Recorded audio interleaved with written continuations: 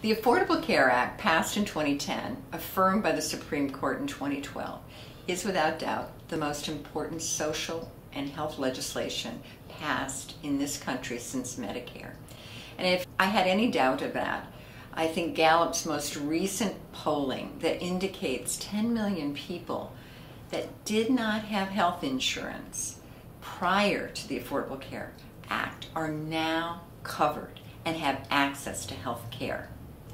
Today, there were two court rulings that put that into question.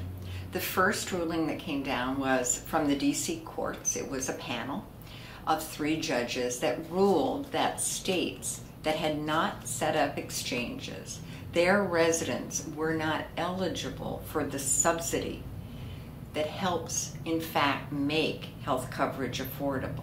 This has the potential of affecting, right at this moment, 4.7 million Americans. Importantly, the Virginia Appeals Court ruled just hours later in a totally contradictory manner that said, in fact, the Affordable Care Act has the right to interpret, the administration has the right to interpret the Affordable Care Act as allowing subsidies, and that the IRS provision, in fact, is reasonable given the language of the Affordable Care Act.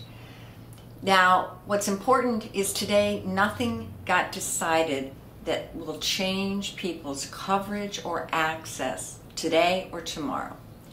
It is most likely that these decisions will go to the Supreme Court, and a ruling could come down, if they chose, next year.